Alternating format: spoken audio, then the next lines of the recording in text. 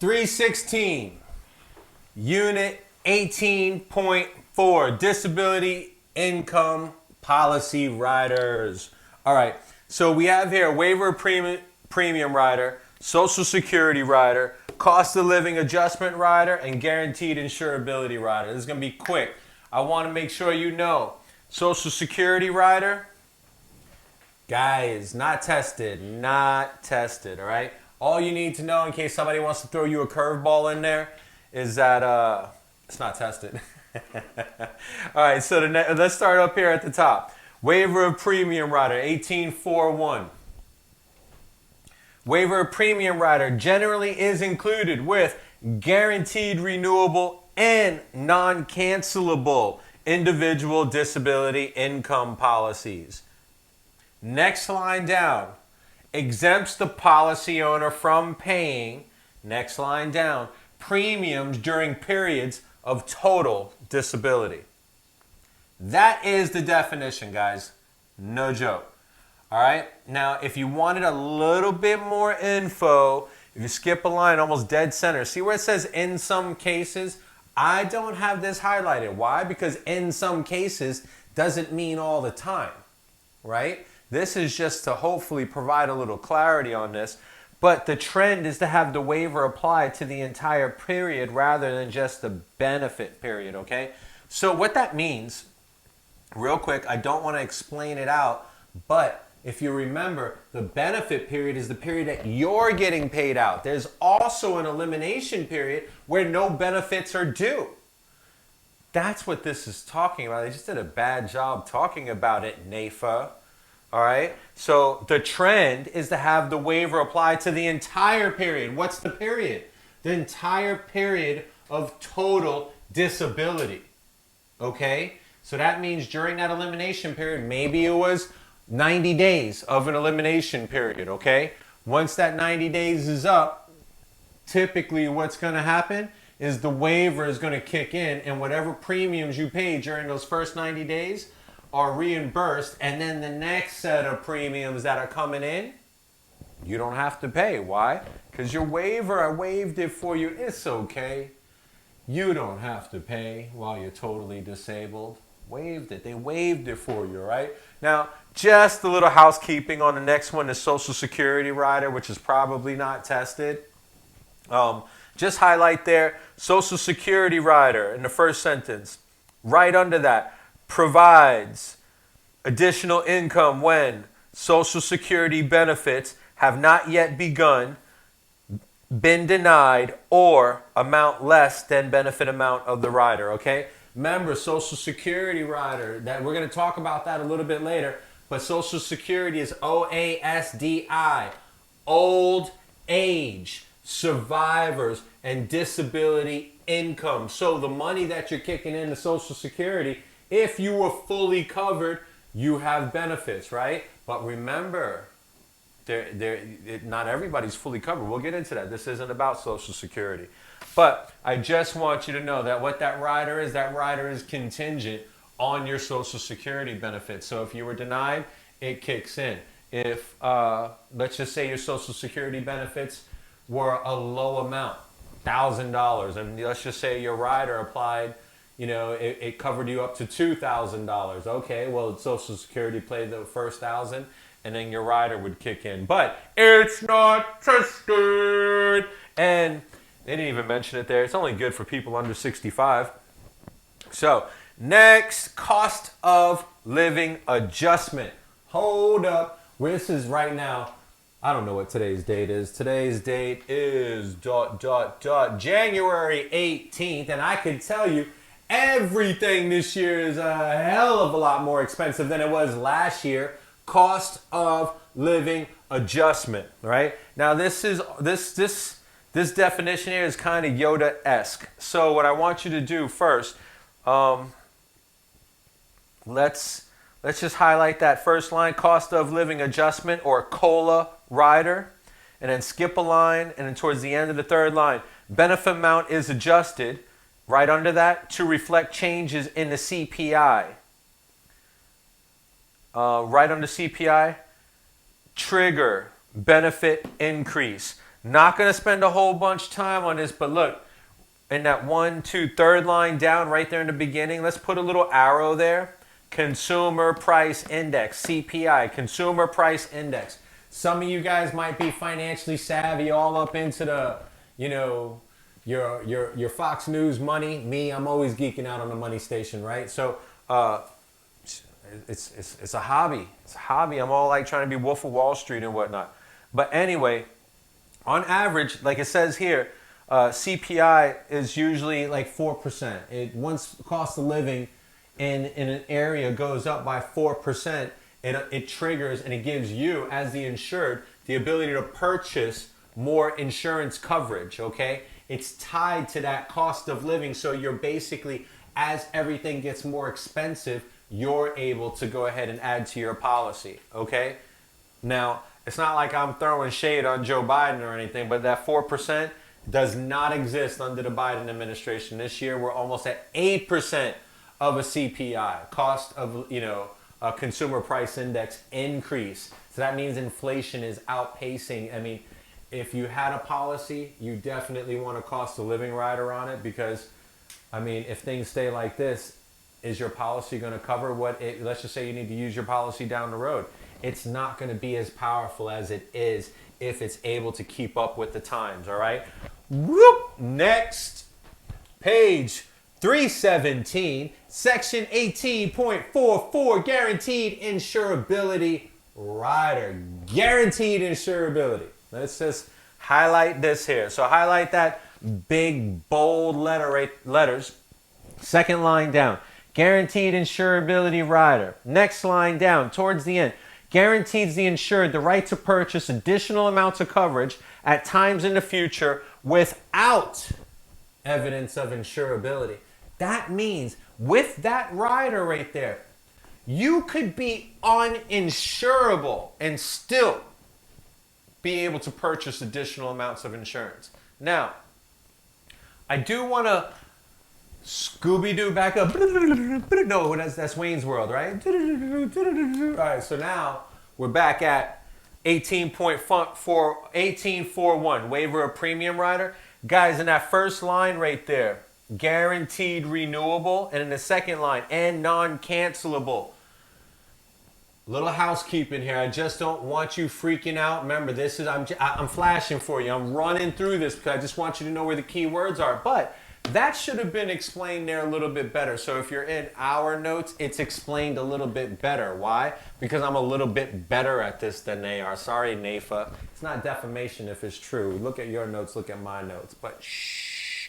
I actually have to submit this to the Department of Financial Service. They got to approve it. So I'm only allowed to talk this much shiitake. I can't talk more than that. Anywho, so the guaranteed renewable.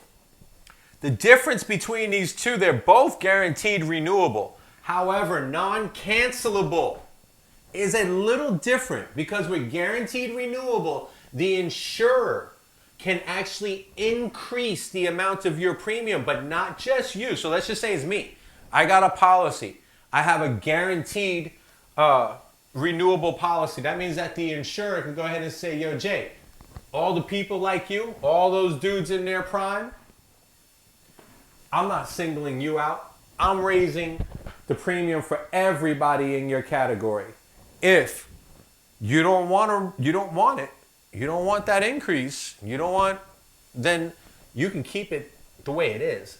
But your benefit's gonna be decreased to match. So guaranteed renewable, the insurer can put an increase. So let's just say I had $2,000 worth of benefits per month, and they increase my premium. I don't want to pay it. Perhaps my benefit goes down to $1,800. And that's just an example, right? But with this non-cancelable, just remember, they cannot increase the price of your policy. Period. That's the only difference there, guys.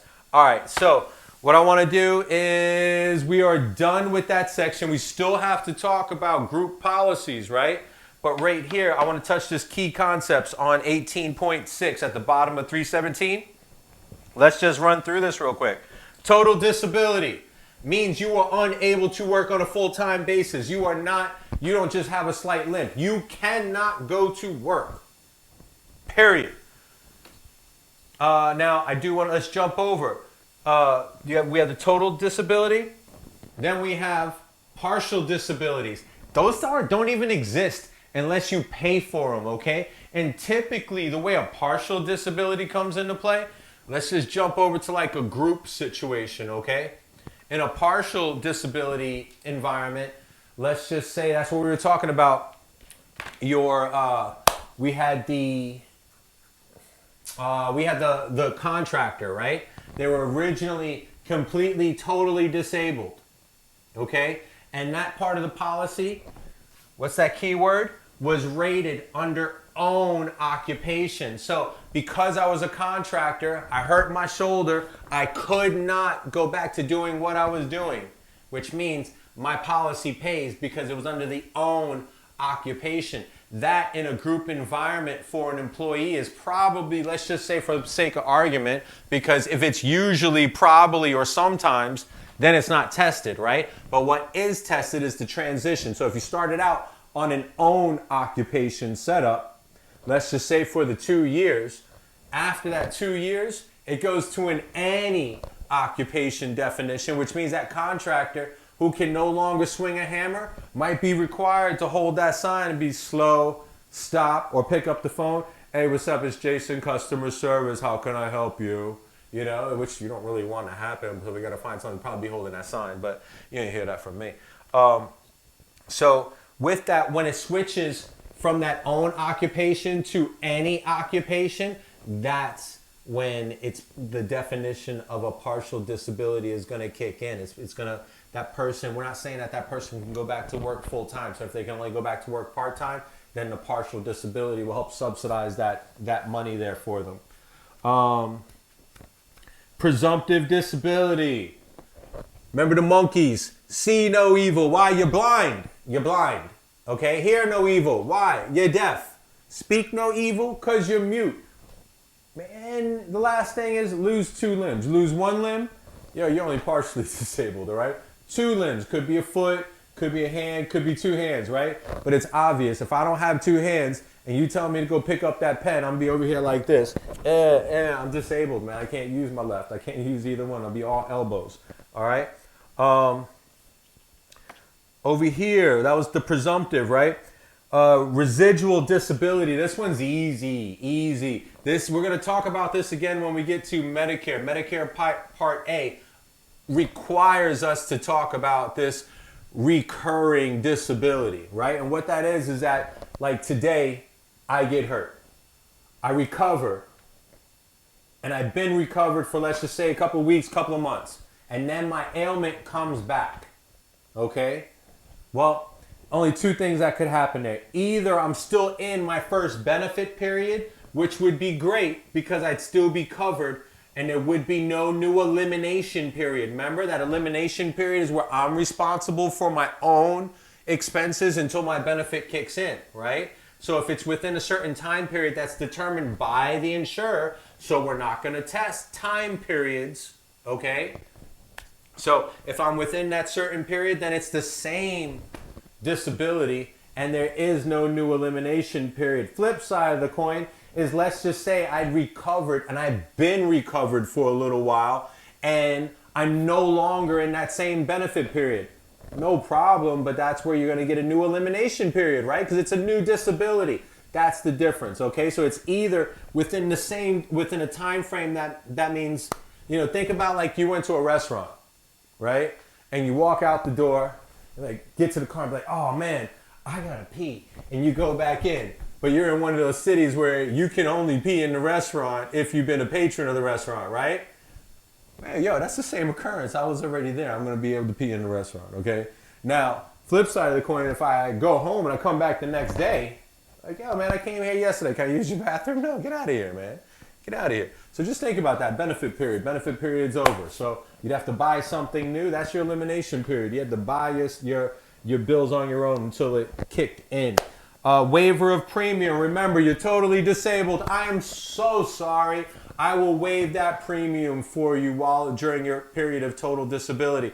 with that, remember, they said the trend, right? I just want to point that out. The trend is to have the waiver applied to the entire period. What that means is that you had the elimination period. Let's just say it was 3 months, right? After the 3 months, on the fourth month, they start paying you a disability income. Well, the waiver could just apply to that time. But the trend is to go ahead and once the benefits are payable, to reimburse you for those first months that during that elimination period where you were making your premium payment despite the fact that you were totally disabled. That is probably not going to be tested, but it was such an easy thing to slide in there that we just slid it in. All right. Social Security rider. What do we need to know about that? Not tested. Okay. So if you want me to review it, rewind, do it yourself. Cost of living is always tied to inflation, okay? It allows you to increase your policy when the consumer price index hits a certain increase. It's starting to cost you more per year. 4% is about the average. All you need to know is that it allows you to increase your benefit amount at certain periodic times, and it's tied to inflation indexes. The last one here is a guaranteed insurability rider, and we just talked about that. What does it do? It allows you to go ahead and add more coverage without providing evidence of insurability.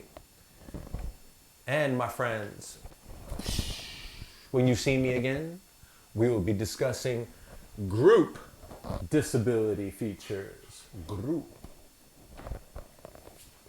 That was Levi. Yeah.